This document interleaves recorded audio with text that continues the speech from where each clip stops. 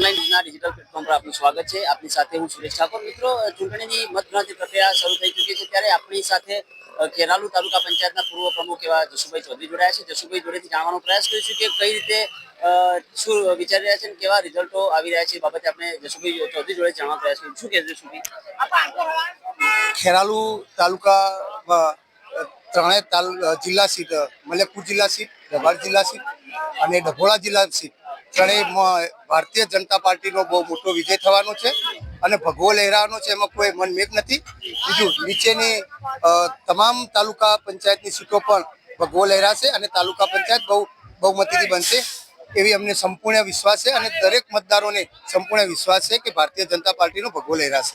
જી, અરઠી તાલુકા panchayat seat પર તો એક વિજય પણ પ્રાપ્ત કરી લીધો। હા, અરઠી તાલુકા પંચાયત ની તાલુકા પંચાયત સીટમાં ભગવો લહેરાયો છે। પ્રવીણાબેન ચૌધરીની વિજય પણ થયા છે। 1000 મતથી ઉપરથી વિજય થયા છે।